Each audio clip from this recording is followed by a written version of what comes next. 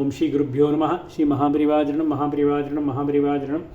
இன்றைக்கி தெய்வத்தின் குரல் பாகம் 5 சங்கர சரித்தம் என்ற தலைப்பில் பெரிவா சொல்கிறத மேலே வாசிக்கிறேன். இது பக்கம் 579 ஆரம்பிக்கிறது. சுகபிரம்மம். அதுக்கு முன்னாடி சுகரை பற்றியும் சிறிதாவது தெரிந்து கொள்ள வேண்டும். அவரை போல அத்வைதானுபூதிக்கு இன்னொரு மூர்த்தி கிடையாது. அவரை கிஞ்சித் ஸ்மரிப்பதே பெரிய சாந்தி. ஜீவிய காலத்திலேயே அஞ்ஞானத்தை அடியோடு அழித்து பிரம்ம சாட்சா்காரத்தில் இருந்து கொண்டிருக்கிற ஜீவன் முக்தர்களில் ஒருத்தர் மாத்திரமில்லை அவர். இந்த ஜீவன் முக்தர்களிலும் பெரும்பாலோர் பிறக்கும்போது பூர்வ சம்ஸ்கார லேசமாவது இருந்து அதனால் கொஞ்சமாவது அஞ்ஞானத்தினால் மூடப்பட்டவர்களாக இருந்து அப்புறம் தங்கள் ஜீவிய காலத்தில் சாதனா பலத்தினாலும் அனுக்கிரக பலத்தினாலும் அந்த அஞ்ஞான மூட்டம் நீங்க பெற்று பிரம்ம சாட்சா்காரம் பெற்றவர்களாகத்தான் இருப்பார்கள். ஆனால் சுகரோ பூர்வ சம்ஸ்காரம் அதை இந்த ஜென்மாவில் கழித்து கொண்டு அதற்கப்புறம் ஞானம் பெறுவது என்றில்லாமல் பிறக்கிற போதே ஜீவன் முக்தராக இருந்தவர். சுகர் பிறக்கும் பொழுதே ஆத்ம ஞானியாக பிறந்தவர். யத்னமே கிடையாது, அனுஷ்டானம் எதுவும் பண்ணாமலே அனுபூதிமானாக இருந்தவர். கர்மசேஷம்தான் பிறப்புக்கு காரணமானாலும் இவரோ கர்மசேஷமே இல்லாமல் பிறந்தவர். கர்மாவை அனுபவிக்கத்தானே பிறப்பு. சாஸ்திரோத்தம கர்மா முதலானது பண்ணித்தானே கர்மசேஷத்தினால் ஏற்பட்ட சித்த கலுஷத்தை அழுக்கை போக்கிக் கொண்டு அப்புறம் ஞானம் பெற முடியும். அப்படி இருக்க இவர் எப்படி பிறக்கும்போதே ஜீவன் முக்தரான ஞானியாக இருக்க முடிந்தது?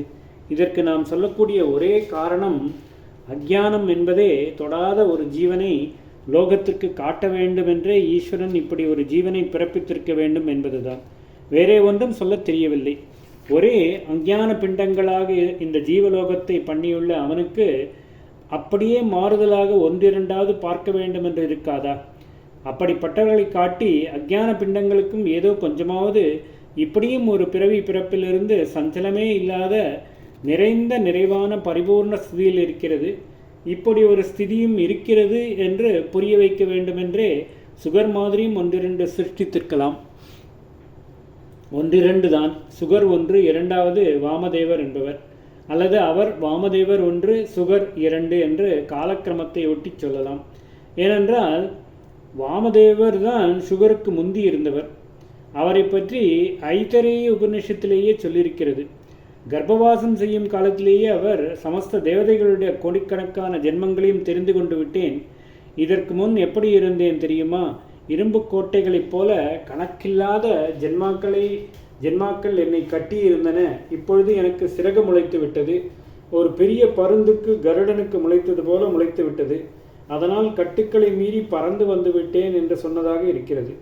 இப்படி சொல்வதிலிருந்து அவருக்கு கூட பூர்வ ஜென்மாக்களின் பந்தம் இருந்து அப்புறம் பிரகிருத அதாவது நிகழ்கால ஜென்மாவின் கர்ப்பகாலத்தில் தான் ஒரு ஃப்ளாஷ் மாதிரி பிரம்மஜானம் சித்தித்ததாக தெரிகிறது. பிறப்பிலிருந்தே கர்ப்பமாக தோன்றிய நாளிலிருந்தே முக்தர்களாக இருந்தவர் சுகர். அவரை போலவே வாமதேவர் என்று சொல்ல வந்தேன். சமீப நூற்றாண்டுகளில் ஜீவன் முக்தர் என்று சொன்ன மாத்திரத்தில் நினைக்கும்படியாக இருந்தவர் பிரம்மேந்திராள் என்கிற சதாசிவ பிரம்மம்.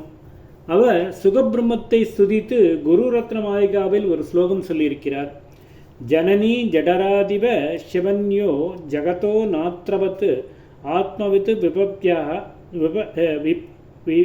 விபத்யாக அனஹந்தம் அகந்தம் ஆத்மவந்தம் பகவந்தம் சுகம் ஆஸ்ரயே பிரசாந்தம்.